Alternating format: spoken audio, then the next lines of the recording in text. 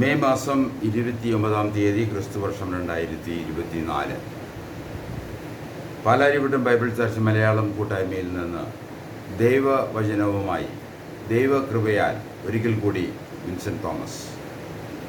ഏവർക്കും ക്രിസ്തു യേശുവിൽ കൃപയും സമാധാനവും നേരുന്നു. ഇന്നത്തെ ദൈവവചന വായനയ്ക്കായിട്ട് നമുക്ക് എഫേസ്യ ലേഖനം 6-ാം അധ്യായം തുറന്ന് അതിൻ്റെ 10 മുതൽ 20 വരെയുള്ള വാക്യങ്ങൾ വായിക്കാം. എഫേസ്യ ലേഖനം 6-ാം അധ്യായം അതിൻ്റെ 10 മുതലുള്ള വാക്യങ്ങൾ. ഒടുവിൽ കർത്താവിലും അവൻ്റെ അമിത ബലത്തിലും ശക്തിപ്പെടുവിൻ. പിശാചിൻ്റെ തന്ത്രങ്ങളോട് എതിർത്ത് നിൽപ്പാൻ കഴിയേണ്ടതിന് ദൈവത്തിൻ്റെ സർവായുധവർഗം ധരിച്ചു കൊള്ളുവിൻ. നമുക്ക് പോരാട്ടമുള്ളത് ജഡരക്തങ്ങളോടല്ല, വാഴ്ചകളോടും അധികാരങ്ങളോടും ഈ അന്ധകാരത്തിൻ്റെ ലോകാധിപതികളോടും സ്വർലോകങ്ങളിലെ ദുഷ്ടാത്മസേനയോടും അത്രേ. അതുകൊണ്ട് നിങ്ങൾ ദുർദിവസത്തിൽ എതിർപ്പാനും സകലവും സമാപിച്ചിട്ട് ഉറച്ചു നിൽപ്പാനും കഴിയേണ്ടതിന് ദൈവത്തിൻ്റെ സർവായുധവർഗം എടുത്തുകൊള്ളുവിൻ.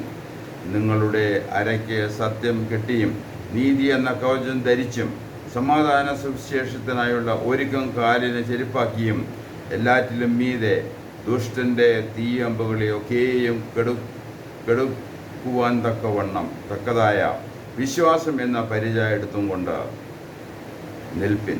രക്ഷ എന്ന ശിരസ്തത്രം ദൈവവചനം എന്ന ആത്മാവിൻ്റെ വാളും കൈക്കൊള്ളുവിൻ.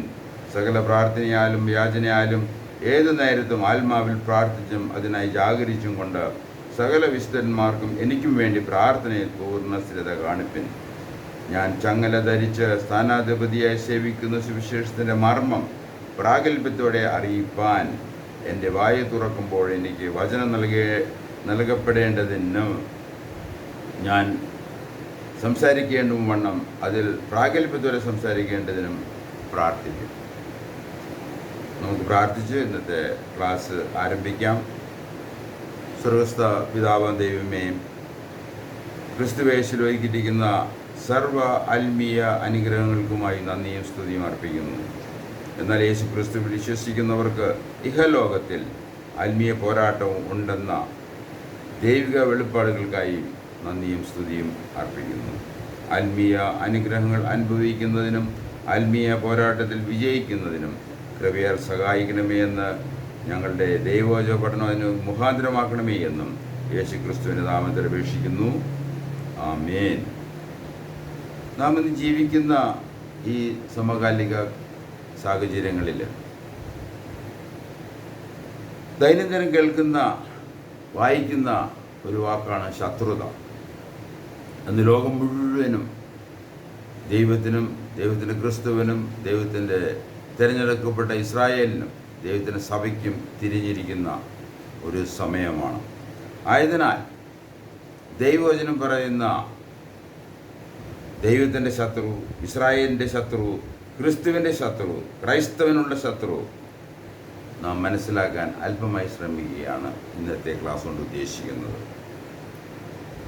നമുക്കറിയാം, വേദപുസ്തകം ശക്തമായി ഉപദേശിക്കുന്ന ഒരു വിഷയമാണ് ദൈവത്തിന് ശത്രു ഉണ്ട്, അവന് പ്രതികാരി ഉണ്ട്, അഡ്വേഴ്സറി അല്ലെങ്കിൽ സൈറ്റാൻ, ഡെവിൾ എന്നെല്ലാം പറയുന്ന ഒരു വ്യക്തി ഉണ്ട് എന്നുള്ളത് ദൈവവചനം പഠിപ്പിക്കുന്ന ഒരു വിഷയമാണ്. ദൈവത്തിൻ്റെ തിരഞ്ഞെടുപ്പ് പ്രകാരം ഇസ്രായേൽ ഒരു ജാതിയായി, ഒരു രാഷ്ട്രമായി തീർന്നിരിക്കുകയാണ്. അത് ദൈവത്തിൻ്റെ പദ്ധതിയാണ്. അതുകൊണ്ട് ദൈവത്തിന് ശത്രുക്കളുണ്ട്, ക്രിസ്തുവിന് ശത്രുക്കളുണ്ട്. നമ്മൾ യോഹന്നാൻ്റെ സുവിശേഷം 17-ാം അധ്യായം വായിക്കുമ്പോൾ കർത്താവ് പറഞ്ഞു, എന്നെ അവർ ആദ്യമായി പകച്ചു, അതുകൊണ്ടാണ് നിങ്ങളെയും പകയ്ക്കാൻ പോകുന്നത്. നിങ്ങൾക്ക് ഈ ലോകത്തിൽ കഷ്ടപ്പാടുകളുണ്ട്. ഇതിന് കർത്താവ് തന്നെ പറഞ്ഞ വിഷയമാണ്. കർത്താവിന് ശത്രുക്കൾ ഉള്ളത് പോലെ തന്നെ കർത്താവിൽ വിശ്വസിക്കുന്ന സഭയ്ക്കും ഇസ്രായേലിനും ശത്രുക്കളുണ്ട് എന്നും നാം അറിഞ്ഞിരിക്കേണ്ട ഒരു വിഷയമാണ്. അതുകൊണ്ട് ക്രിസ്തുവിന് ശത്രുക്കളുണ്ട്, ക്രൈസ്തവനും ശത്രുക്കളുണ്ട്. അതുകൊണ്ടാണ് ഇതോട് ബന്ധപ്പെട്ട ഒരു പ്രധാന ഉപദേശമുള്ള പുസ്തകമാണ് എഫേസ്യ ലേഖനം. അതിൻ്റെ 6-ാം അധ്യായത്തിൻ്റെ 10 മുതൽ 20 വരെയുള്ള വാക്യങ്ങൾ വായിക്കാനുള്ള കാരണവും അതുതന്നെയാണ്. നമുക്കറിയാം, എഫേസ്യ ലേഖനം ആരംഭിക്കുന്നത് സകല ആത്മീയ അനുഗ്രഹങ്ങളും പ്രഖ്യാപിച്ചുകൊണ്ടാണ് എഫേസ്യ ലേഖനം 1-ാം അധ്യായം ആരംഭിക്കുന്നത്. അതിൻ്റെ 1-ാം അധ്യായം നമ്മൾ അതിൻ്റെ 3-ാം വാക്യം വായിക്കുമ്പോൾ സ്വർഗത്തിലെ സകല ആത്മീക അനുഗ്രഹത്താലും നമ്മെ ക്രിസ്തുവിൽ അനുഗ്രഹിച്ചിരിക്കുന്ന നമ്മുടെ കർത്താവായ യേശു ക്രിസ്തുവിൻ്റെ ദൈവവും പിതാവുമായവൻ വാഴ്ത്തപ്പെട്ടെ. അപ്പം ഇവിടെ സ്വർഗത്തിലെ സകല ആത്മീക അനുഗ്രഹത്താലും നമ്മെ, ഈ നമ്മെ എന്ന് പറയുന്ന ആ കൂട്ടർ അപ്പസ്തോലനും അപ്പസ്തോലനാൽ സുവിശേഷം മുഖാന്തരം രക്ഷിക്കപ്പെട്ട കൂട്ടവുമാണ് നാം, അല്ലെങ്കിൽ നമ്മെ എന്ന് ഇവിടെ ഉദ്ദേശിക്കുന്നത്. അങ്ങനെ ഈ നമ്മെ എന്ന് പറയുന്ന സഭയ്ക്ക് ക്രിസ്തുവിൽ സകല ആത്മീയ അനുഗ്രഹങ്ങളും ഉണ്ട് എന്ന് പറഞ്ഞുകൊണ്ടാണ് എഫേസ്യ ലേഖനം 1-ാം അധ്യായം ആരംഭിക്കുന്നത്. സകല ആത്മീക അനുഗ്രഹങ്ങളും എന്ന് വെച്ചാൽ സകലതും എന്ന് വേദപുസ്തകം പറയുമ്പോൾ അത് സകലതും തന്നെയാണ്, ഒന്നും ബാക്കി വെച്ചിട്ടില്ല. ആ സകല ആത്മീയ അനുഗ്രഹങ്ങളിൽ ഒരു വിഷയമാണ് നമ്മൾ ശത്രു ആര്, അവനെങ്ങനെ, അവനോടുള്ള പോരാട്ടമുണ്ട്, ആ പോരാട്ടം എങ്ങനെയായിരിക്കണം എന്നുള്ളത്. അതിൻ്റെ ഉദ്ദേശം എന്താണെന്നെല്ലാം നമ്മൾ അല്പമായിട്ട് ഒന്ന് ചിന്തിക്കാൻ പോവുകയാണ്. ക്രിസ്തു സ്വർഗീയമായ എല്ലാ ആത്മീയ വരങ്ങളാലും ക്രിസ്തുവിൽ നമ്മെ അനുഗ്രഹിച്ചിരിക്കുന്നവനും കർത്താവുമായ യേശു ക്രിസ്തുവിൻ്റെ പിതാവും ദൈവമായി സ്തുതിക്കപ്പെട്ടവനാകട്ടെ എന്നാണ് POC ബൈബിളിലെ തർജ്ജമ. അത് ഞാൻ ഞാൻ അതും വായിക്കുന്നൊരു വ്യക്തിയാണെന്ന് കാണിക്കാൻ വേണ്ടി അത് കൂടി വായിക്കുകയാണ്. ഒരുപാട് ദൈവാനുഗ്രഹത്തെ ഒരുപാട് പരിഭാഷകൾ നമുക്ക് മലയാളത്തിലുണ്ട് എന്നുള്ളതും നമ്മൾ അനുഗ്രഹിക്കപ്പെട്ട ഒരു വിഷയം തന്നെയാണ്. എഫേസ്യ ലേഖനം ആത്മീയ പോരാട്ടം വെളിപ്പെടുത്തിക്കൊണ്ട് അവസാനിക്കുകയും ചെയ്യുന്നു. അതാണ് 6-ാം അധ്യായം. 6 അധ്യായങ്ങളിൽ 1-ാം അധ്യായത്തിൽ ക്രിസ്തുവിൽ, അത് വളരെ പ്രധാനപ്പെട്ട ഒരു വാക്കാണ്, ക്രിസ്തുവിൽ നമുക്ക് അനുഗ്രഹങ്ങളും സ്വർഗീയമായ സകല ആത്മീയ അനുഗ്രഹങ്ങളും നമുക്ക് ലഭിക്കുന്നത് അത് ക്രിസ്തുവിലാണ് എന്നുള്ളതും പരമപ്രധാനമായൊരു വിഷയമാണ്. അതും പ്രത്യേകിച്ച് എഫേസ്യ ലേഖനത്തിൽ. ഈ ലേഖനം അതിൻ്റെ 6-ാം അധ്യായത്തിൽ അവസാനിക്കുമ്പോൾ ഒരു ആത്മീയ പോരാട്ടം, അപ്പോൾ ആത്മീയ അനുഗ്രഹം, ആത്മീയ പോരാട്ടം നമുക്ക് വെളിപ്പെടുത്തി കൊണ്ടാണ് ഈ എഫേസ്യ ലേഖനം അവസാനിക്കുന്നത്. ക്രിസ്തീയ ജീവിതത്തിൻ്റെ ആരംഭം ക്രിസ്തുവിലും ക്രിസ്തീയ പോരാട്ടം ക്രിസ്തുവിൻ്റെ അമിത ബലത്തിലും തുടരാനും ക്രിസ്തുവിൽ ക്രിസ്തീയ ജീവിതം അവസാനിപ്പിക്കുവാനും ബൈബിൾ ഉപദേശിക്കുന്നു. ഞാൻ ഈ പറഞ്ഞ ഒറ്റ വാക്കിൽ ഒരുപാട് ആത്മീയ സത്യങ്ങൾ ഉൾപ്പെട്ടിട്ടുണ്ട്, ഒരുപാട് ദൈവശാസ്ത്രം ഉൾപ്പെട്ടിട്ടുണ്ട്. അതിങ്ങനെയാണ് ക്രിസ്തീയ ജീവിതത്തിൻ്റെ ആരംഭം ക്രിസ്തുവിലും. അത് വിശ്വാസത്താലാണ് നമ്മൾ ആരംഭിക്കുന്നത്, സുവിശേഷം കേട്ടിട്ടാണ് ആരംഭിക്കുന്നത്. ഈ സുവിശേഷം അത് ലഭ്യമാക്കിയത് അപ്പസ്തോലന്മാർക്കാണ്. അപ്പസ്തോലിക ഉപദേശമാണ്, അപ്പസ്തോലിക സുവിശേഷമാണ്. സുവിശേഷം ലഭിച്ചവരാണ് അപ്പസ്തോലന്മാർ. അത് 12 പേര് മാത്രമായി വേദപുസ്തകം പറയുകയാണ്. അങ്ങനെ ക്രിസ്തീയ ജീവിതത്തിൻ്റെ ആരംഭം ക്രിസ്തുവിലും ക്രിസ്തീയ പോരാട്ടം ക്രിസ്തുവിൻ്റെ അമിത ബലത്തിലും തുടരാനും, അതുകൊണ്ട് നമുക്ക് രക്ഷിക്കപ്പെടുവാനായിട്ട് നമുക്ക് യേശു വിശ്വാസം മതി. എന്നാൽ അതിൽ തുടരാനായിട്ട് ക്രിസ്തുവിൻ്റെ അമിത ബലം നമുക്ക് ആവശ്യമാണ്. അതുപോലെ ക്രിസ്തീയ ജീവിതത്തിൽ അവസാനിപ്പിക്കുന്നതും എങ്ങനെയായിരിക്കണം എന്നും, അതും ക്രിസ്തുവിൽ തന്നെ ആയിരിക്കണം എന്നും വേദപുസ്തകം ബൈബിൾ നമ്മളെ ഉപദേശിക്കുകയാണ്. ഇതിനായിട്ട് എന്ന് പറഞ്ഞാൽ ആരംഭം, പോരാട്ടം, അവസാനം. ക്രിസ്തീയ ജീവിതത്തിന് ആരംഭം, തുടർച്ച, അവസാനം. അതിലുള്ള പോരാട്ടം ദൈവവചനം ദൈവവചനത്തിൽ അപ്പോസ്തലന്മാർ പഠിപ്പിച്ചു, പ്രസംഗിച്ച് പ്രഖ്യാപിച്ച സുവിശേഷവും പരമപ്രധാനമാണ്. ഇതൊരു നല്ല വാർത്തയാണത്. അപ്പോസ്തലന്മാർക്ക് ലഭിച്ച ഒരു നല്ല വാർത്തയാണ്. കർത്താവായ യേശു ക്രിസ്തു നമ്മുടെ പാപങ്ങൾക്ക് പരിഹാരമായി പകരക്കാരനായി കാൽവരിയിൽ കുരിശിൽ രക്തം ചിന്തി ബലിയർപ്പിച്ചു മരിച്ചു. അത് മരിച്ചുവോ? അതിൻ്റെ ഉത്തമമായിട്ടുള്ള ഒരു പ്രത്യക്ഷമായിട്ടുള്ള ഒരു കാര്യം ദൈവം ചെയ്തു. 3-ാം ദിവസം അവനെ ഉയർത്തെഴുന്നേൽപ്പിച്ചു. അപ്പോസ്തലന്മാർക്ക് അവരെ പ്രത്യക്ഷനായി അവരോട് സംസാരിച്ചു, അവരോട് ഭക്ഷണം കഴിച്ചു, അവരോട് പറഞ്ഞു നിങ്ങൾ ഇതിന് സാക്ഷികളാണ്. ആ സാക്ഷ്യവും അവർക്ക് ലഭിച്ച സുവിശേഷവുമാണ് നമ്മുടെ ആത്മീയ രക്ഷയ്ക്ക് അത് മുഖാന്തരമായിരിക്കുന്നത്. നമുക്കറിയാം, സുവിശേഷം രക്ഷയ്ക്കായി ദൈവശക്തിയാകുന്നു എന്ന് അപ്പോസ്തലനായ പൗലോസ് റോമാലേഖനം 1-ാം അധ്യായത്തിൻ്റെ 16 വാക്യത്തിൽ പറയുന്നു, എനിക്ക് സുവിശേഷത്തിൽ ലജ്ജയില്ല. കാരണം എന്താണ് ലജ്ജയില്ലാത്തതിൻ്റെ കാരണം? അത് രക്ഷയ്ക്കായിട്ട്, പാപമോചനത്തിനായിട്ട്, നിത്യ നരകത്തിൽ നിത്യ സമാധാനത്തിലേക്ക്, അന്ധകാരത്തിൽ നിന്ന് അത്ഭുത വെളിച്ചത്തിലേക്ക്, സാത്താൻ്റെ അടിമത്തിൽ ദൈവത്തിൻ്റെ സ്വാതന്ത്ര്യത്തിലേക്ക് നമ്മളെ നയിക്കുന്ന ദൈവശക്തിയാണ് സുവിശേഷം എന്ന് വേദപുസ്തകം പഠിപ്പിക്കുകയാണ്. സുവിശേഷം വിശ്വസിച്ച് ദൈവശക്തി വ്യാപരിച്ച് രക്ഷിക്കപ്പെട്ടവരുടെ കൂട്ടമാണ് ദൈവസഭ. അല്ലാതെ സ്ഥാപനങ്ങളുണ്ടാക്കി വലിയ വലിയ കല്ലും മണ്ണും കൊണ്ടും മനോഹരമായ സൗധങ്ങളുണ്ടാക്കി അതല്ല സഭ എന്ന് പറയുന്നത്. സഭ എന്ന് പറയുന്നത് സുവിശേഷം കേട്ട്, സുവിശേഷത്തിൽ വിശ്വസിച്ച്, ദൈവശക്തി വ്യാപരിച്ച് രക്ഷിക്കപ്പെട്ടവരുടെ കൂട്ടമാണ് ദൈവസഭ എന്നൊരു നിർവചനം കൂടി പറയാൻ ഞാൻ ആഗ്രഹിക്കുകയാണ്. സഭയ്ക്കും സഭാംഗങ്ങൾക്കും ആത്മീയ പോരാട്ടമുണ്ട്. ഒരു കൂട്ടം എന്നുള്ള നിലയ്ക്കും വ്യക്തി എന്നുള്ള നിലയ്ക്കും സഭയുടെ അംഗമായിരിക്കുന്ന ഒരു വ്യക്തി എന്നുള്ള നിലയ്ക്കും പോരാട്ടമുണ്ട്. അതുകൊണ്ട് ഈ പോരാട്ടം എന്താണ്, ആരോടാണ് എന്നുള്ളത് വ്യക്തമായിട്ട് അറിയണം എന്ന് തന്നെ ദൈവം ആഗ്രഹിക്കുകയാണെന്ന്. പോരാട്ടത്തിന് ശക്തിയും ആയുധവും ആവശ്യമാണ്. ഇതൊരു യുദ്ധമുറയാണ്, ഒരു വാർഫെയർ ആണത്. ആയുധം കൊണ്ടുള്ള, എന്നാൽ മാനുഷികമായ ആയുധങ്ങൾ, ആത്മീയ പോരാട്ടമായതുകൊണ്ട് ആത്മീയ ആയുധങ്ങൾ നാം ഉപയോഗിക്കേണ്ടിയിരിക്കുന്നു. പോരാട്ടത്തിന് ശക്തിയും ആയുധങ്ങളും ആവശ്യമാണ്. എഫേസ്യലേഖനം 6 അധ്യായത്തിൻ്റെ 10 മുതൽ 20 വിഷയം ശത്രുവും പോരാട്ടവുമാകുന്നു. നമ്മൾ പുതിയ നിയമം പ്രത്യേകിച്ച് വായിച്ചു നോക്കുമ്പോൾ നമുക്കറിയാം, നമ്മുടെ കർത്താവായ യേശു ക്രിസ്തു മത്തായിയുടെ സുവിശേഷം 4 അധ്യായത്തിൽ പിശാചിനാൽ പരീക്ഷിക്കപ്പെട്ടു.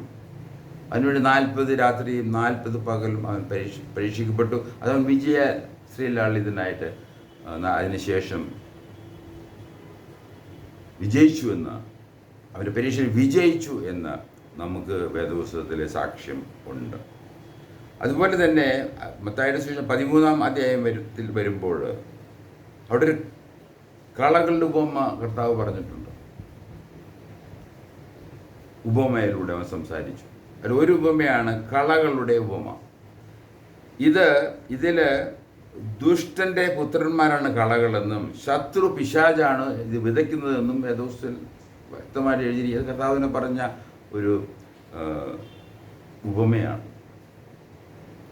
അപ്പോൾ അതുകൊണ്ട് ശത്രുവിനെ നമുക്ക് മനസ്സിലാക്കാൻ തക്കവണ്ണം ഒരുപാട് വിഷയങ്ങൾ, ഒരുപാട് അറിവുകൾ, ഇൻഫോർമേഷൻസ് നമുക്ക് വേദപുസ്തകത്തിൽ ദൈവം നൽകിയിട്ടുണ്ട്. അതുപോലെ തന്നെ നമ്മൾ 1 തിമോത്തിയോസ് 3:6 വാക്യത്തിൽ വായിക്കുമ്പോൾ ഈ പിശാച് എങ്ങനെയാണ് പിശാചായി തീരുന്നത്, അതിന് കാരണം അതിൻ്റെ പിശാചിൻ്റെ പതനത്തിന് പ്രധാന കാരണം നിഗളമാണ്. നിഗളം, അഹങ്കാരം എന്നെല്ലാം അത് പരിഭാഷപ്പെടുത്തിയിട്ടുണ്ട്. ഇതാണ് അവന് പതനത്തിനുള്ള കാരണം. ഈ പതനത്തെ കണ്ടുകൊണ്ട് അതൊരു വാസ്തവമായ സംഭവമാണ് എന്ന് പറഞ്ഞതുകൊണ്ട് വേദപുസ്തകത്തിലെ സഭയിലെ മൂപ്പന്മാരെ അവൻ നിയമിക്കുമ്പോൾ അവൻ ചെറുപ്പക്കാരായിരിക്കരുത്, യൗവനക്കാരായിരിക്കരുത് എന്ന് പറയുന്നത്. കാരണം നിഗളത്തിൽ നിഗളിച്ച് അവൻ സാത്താനെ പോലെ പതനത്തിന് അവൻ സാധ്യതയുണ്ട്. അതുകൊണ്ട് ഈ ഭാഗങ്ങളൊക്കെ നമ്മൾ വായിക്കുമ്പോൾ പിശാചിന് ഒന്നൊരു വ്യക്തിയുണ്ട്, അവന് പതനം സംഭവിച്ചവൻ്റെ അഹങ്കാരമാണ്, നിഗളമാണ് എന്ന് നമുക്കറിയാം. അതുപോലെ തന്നെ 1 തിമോത്തിയോസ് 3 അധ്യായത്തിൻ്റെ കഴിഞ്ഞിട്ടുള്ള വാക്യമാണ് 7 വാക്യം. അവിടെ പിശാചിൻ്റെ അടവുകൾ അവിടെ എഴുതിയിട്ടുണ്ട്, അവൻ്റെ സൂത്രങ്ങൾ, അവൻ്റെ ആയുധങ്ങൾ എന്തൊക്കെയാണ്. നമുക്ക് ദൈവത്തിനും ഇസ്രായേലിനും സഭയ്ക്കും സഭയിലെ വിശ്വാസികൾക്കും എതിരായിട്ടുള്ള അവൻ്റെ ആയുധങ്ങൾ, അവൻ്റെ കെണികൾ, അവൻ്റെ അടവുകൾ എന്തൊക്കെയാണ് എന്നും നമുക്ക് വേദപുസ്തകത്തിൽ വ്യക്തമായിട്ട് നമുക്ക് എഴുതിയിട്ടുണ്ട്. സുവിശേഷങ്ങളിൽ മാത്രമല്ല, കർത്താവ് യേശു ക്രിസ്തുവിൻ്റെ മരണത്തിനും പുനരുദ്ധാനത്തിനും സ്വർഗാരോഹണത്തിനും ശേഷം പരിശുദ്ധാത്മാവ് വന്ന സഭയെ പഠിപ്പിച്ച വിഷയങ്ങൾ അതിൻ്റെ ലേഖനങ്ങളിൽ എഴുതിയിട്ടുണ്ട്. അതും ദൈവവചനമാണ്. അതും വളരെ പ്രധാനപ്പെട്ട ഒരു വിഷയം തന്നെയാണ്. അപ്പം അങ്ങനെ അഹങ്കാരമാണ് അവൻ്റെ പതനത്തിന് കാരണം, പിശാചായി തീരുവാൻ കാരണം അവൻ്റെ അഹങ്കാരമാണ്. അവൻ്റെ അടവുകൾ പലതാണ്, അവൻ്റെ കെണികൾ പലതാണ് എന്ന് നമുക്ക് മനസ്സിലാക്കാം. 2 തിമോത്തി 2-ാം അധ്യായത്തിന് 26-ാം വാക്യം നാം വായിക്കുമ്പോൾ പ്രകാരമാണത്. പിശാച് തൻ്റെ ഇഷ്ടം ചെയ്യുവാൻ അടിമകളാക്കുകയാണ് എന്ന് പറഞ്ഞാൽ അവൻ നമ്മളെ അടിമകളാക്കുവാൻ തക്കവണ്ണം, അവൻ്റെ ഇഷ്ടം നമ്മളെ കൊണ്ട് ചെയ്യിക്കാൻ തക്കവണ്ണം ഒരുപാട് അടവുകൾ അവൻ്റെ കയ്യിലുണ്ട്. ഇതിനെക്കുറിച്ചെല്ലാം നാം ബോധവാന്മാരായിരിക്കണം. കർത്താവിനെ ഒറ്റിക്കൊടുത്ത യൂദാസ് ഇസ്കരിയാത്തോവ്, അവനെ സംബന്ധിച്ചും വ്യക്തമായിട്ട് വേദപുസ്തകത്തിൽ എഴുതിയിട്ടുണ്ട്.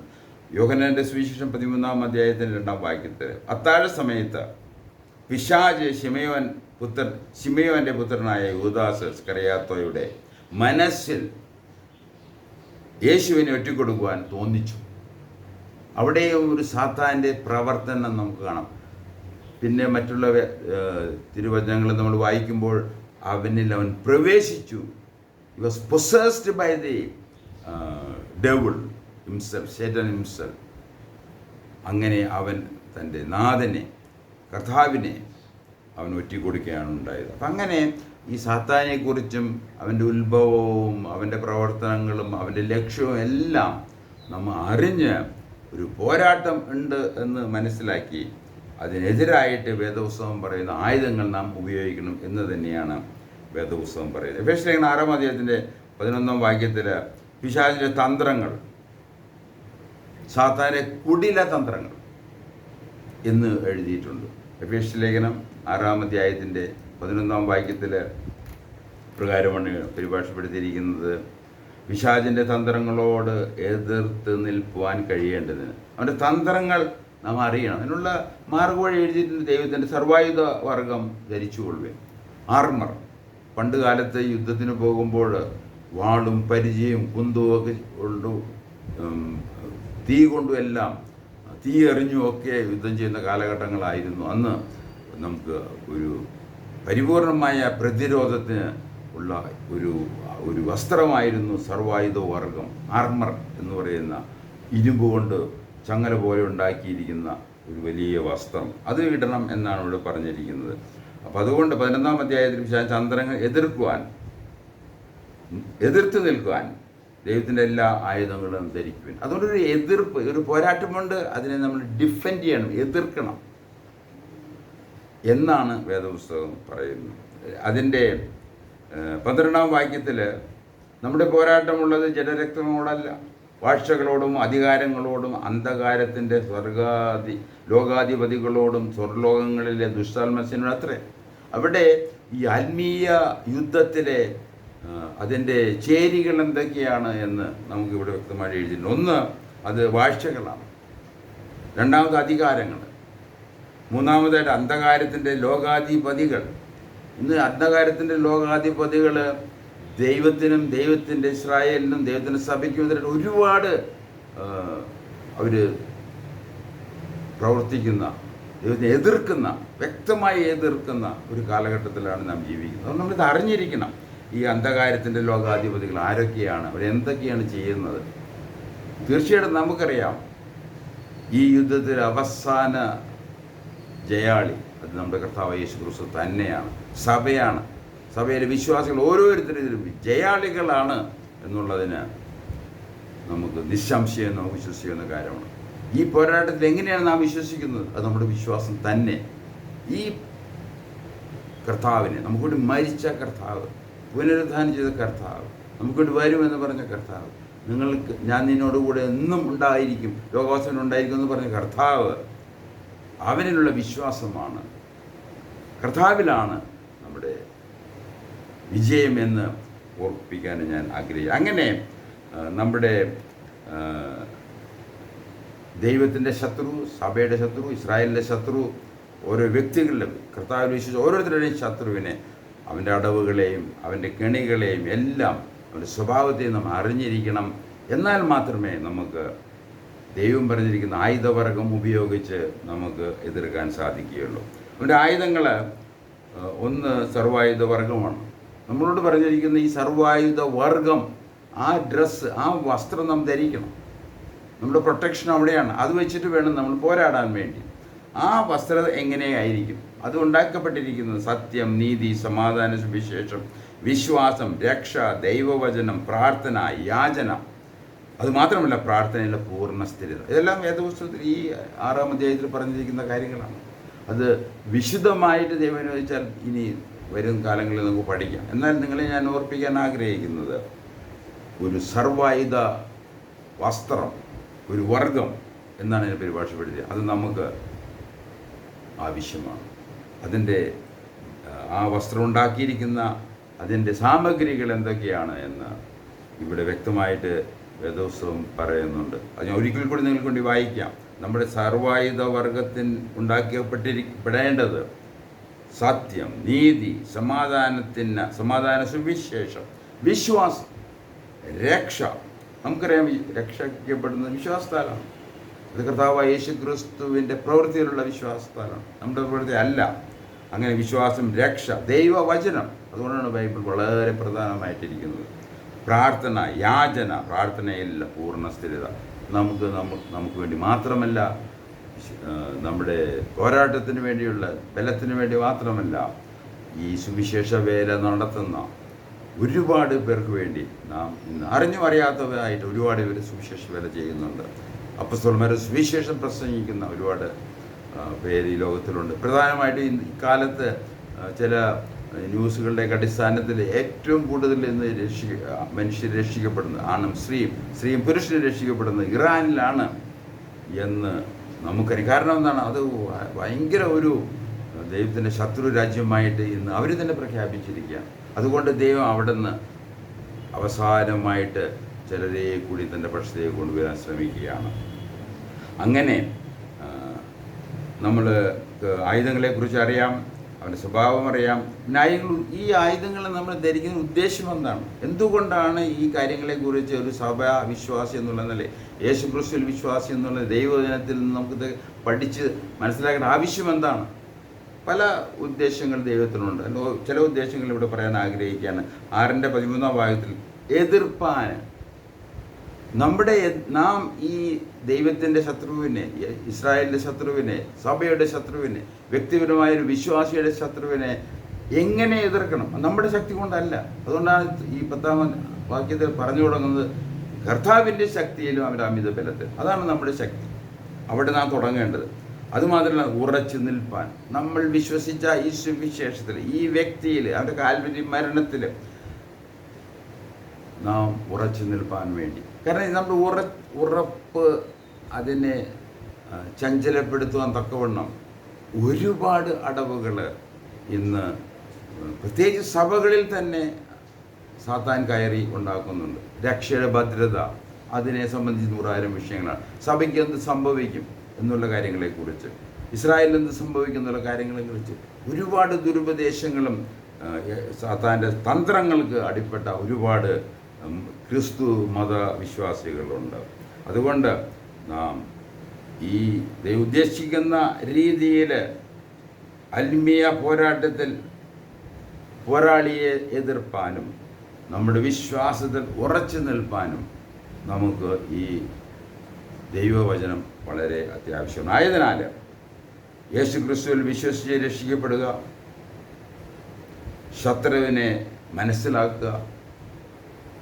നമ്മൾ അല്പമായി മനസ്സിലാക്കി അവൻ്റെ പ്രധാന വിഷയം അഹങ്കാരമാണ്. ഇന്ന് നോക്കൂ, നമ്മൾ ജീവിക്കുന്ന കാലഘട്ടത്തിൽ എത്രയോ അഹങ്കാരികളാണ് ദൈവജനത്തോട്, ദൈവത്തിൻ്റെ തിരഞ്ഞെടുപ്പിനെതിരായിട്ട് പ്രവർത്തിക്കുന്നത്. പലപ്പോഴും സങ്കടം തോന്നും. ഇവരുടെയൊക്കെ അന്ത്യം ആലോചിക്കും. ദൈവത്തിന് ഇവരുടെ അന്ത്യം എങ്ങനെയായിരിക്കുമെന്ന് എഴുതിയിട്ടുണ്ട്.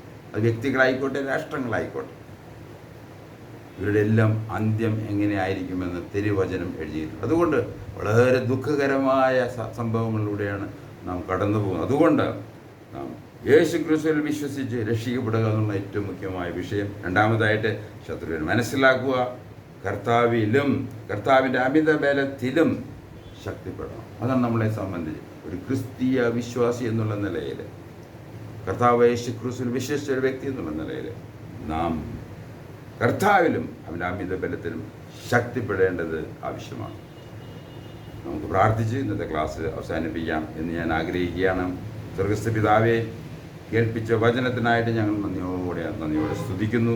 കേട്ടതിന് വിശ്വാസമായി പരിണമിക്കുന്നതിനും ഈ പോരാട്ടത്തിൽ അത് ഞങ്ങൾക്ക് ജയം ലഭിക്കുന്നതിനും, അതുമാത്രമല്ല കർത്താവ് നമുക്ക് വേണ്ടി നേടിയെടുത്ത ആത്മീയ അനുഗ്രഹങ്ങൾ ആസ്വദിക്കുവാനും അനുഭവിക്കുവാനും യേശുക്രിസ്തു അത് അവിടുന്ന് കൃപയാൽ സഹായിക്കണമേ എന്ന് യേശുക്രിസ്തുവിൻ്റെ നാമത്തിൽ പ്രാർത്ഥിക്കുന്നു.